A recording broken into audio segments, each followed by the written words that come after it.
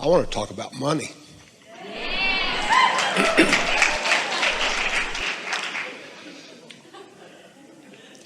Now, I'm willing, but I don't want to win the lottery. I want to be not afraid about money. I have a middle-class life, comfortable, but you would think when I'm spending $15 for parking that I was destitute.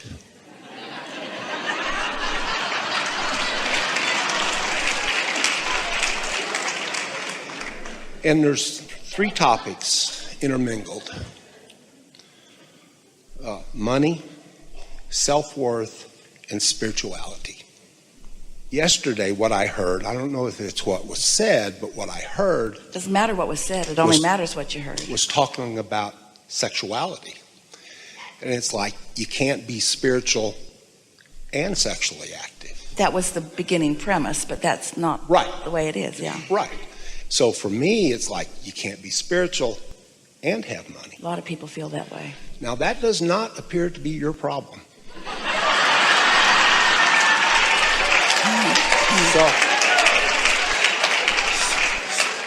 So this will be easy for you to hear too, because you've already found so much resonance with the basics of the laws of the universe that this will be easy for you to find resonance with. You've heard us say so many times that you were source energy and that a part of you came here into this body. And then you hear us say that this is the leading edge. This is the leading edge of all of this. This isn't the proving ground, this physical world. It isn't the trial ground. It isn't what so many in a state of confusion have made it out to be. This is the environment where vibrations turn to thoughts and thoughts turn to things that can be interpreted through the physical senses. And so this is the result of all of this spirituality. This is the result of all of this source energy. All of this abundance is the result of all of this energy that is allowed or created or at the root of this abundance.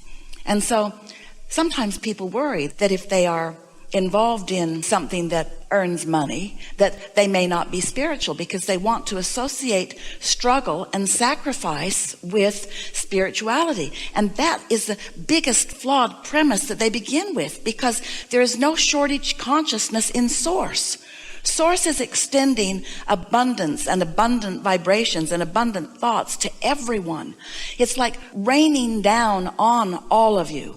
But many have a resistant sort of shield up because they have that flawed premise. And so you just have to sort of prove it to yourself. Yes? You said the word sacrifice yesterday, and you just mentioned it again. Because people think there's no gain without pain and so forth. And yes. One of our masters, spiritual masters, sacrificed in the Abrahamic religion. And I think that's where I'm tied up in. You have to willingly give up to give service to others. You're talking about Jesus? Yeah. It's interesting how humans who weren't thinking about alignment or not speak so much more about a state of misalignment than all of the alignment and all of the message that flowed in that state of alignment. That's what we're talking about when you try to learn teachings that have been written that weren't in your time, that weren't written to you, that weren't written about your questions. You have all of this that's flowing directly to you, and yet people want to dig up some form of something that was all those thousands of years ago and make it somehow apply to them.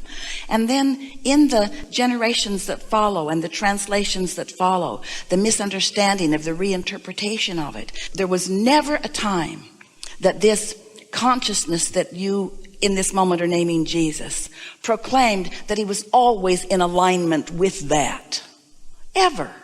And yet that's the way humans tell the story. And so they tell a story in a way that is flawed, and then you all measure yourself against a flawed story and then wonder why you can't accomplish that.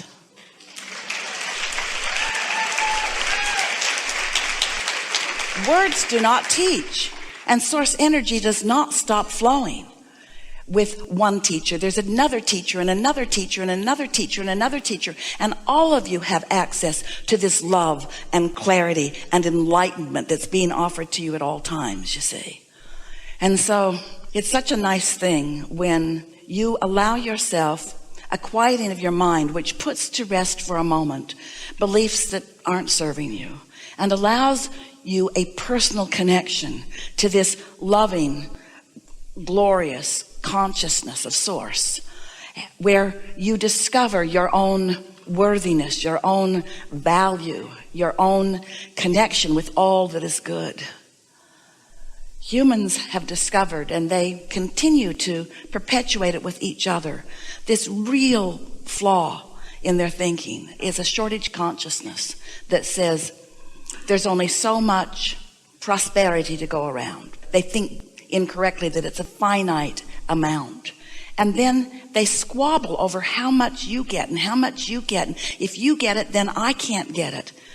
Not understanding that this evolution of abundance expands proportionately to the asking. So the more who are suffering in not enough abundance, the more abundance is created, because it is true. When you ask whoever you are, it is given. But the question is, are you in a state that is allowing what you've asked for to come in, or do you believe that you have to follow impossible rituals that have been passed on from generations in a not true way of understanding in order to be worthy? It's such an interesting thing to watch people pinching themselves off from the very source that they want to be with in order to prove their worthiness to be with that source. It's interesting that for so many humans, you've actually come to a place where you have rendered your own guidance system ineffective, because you say, if it feels good, it isn't. And if it feels like sacrifice, it's good. And we say, uh-oh. Because your inner being is offering you love, and you say, I must be doing something wrong. This feels too good. And when you're suffering, you say, see, God, I'm following your work. And that was never what was being offered. And if you could speak to Jesus directly, and you are, same family of teachers, and you are, what you would hear is, as you're standing in front, dripping your illness, don't talk about that. Go forth and tell no one. Don't keep active within you something that is blocking the wellness that is potentially within you. As you now know what you know, you can receive clarity about all of those things that are confusing. Can't you feel someone who's tuned in to source energy? And can't you feel someone who's in the receptive mode of defensiveness? Isn't hate obvious to see? And isn't love obvious to see? How can a belief that you've picked up along your physical trail cause you to deny your own experience? Well, that's what we've been talking about all these hours that we've been together. Words don't teach. And the only way you're going to know is to find some way of disengaging from those beliefs that are in your way. And not everything you believe is in your way. You believe a lot of things that are beneficial to you. There is so much in religious teachings that is right on. But you, once you connect on a regular basis, would be able to read those texts and feel the resonance of what Source knows to be and what man has made up from his defensive and protective state. Almost every religious text has come through many hands of economic leaders who have adjusted for the economic value, not for the spiritual understanding. There is no teacher who has been accurately or for very long at all expressed further. That's why Source doesn't count on a teacher or a leader. Source gives it to everyone, to everyone, to everyone, unlimited abundance and knowledge and well-being and source energy and flow. It's not just funneled through a few who might get up in a bad mood and say something entirely different from what source said. We've been talking about that already, you see.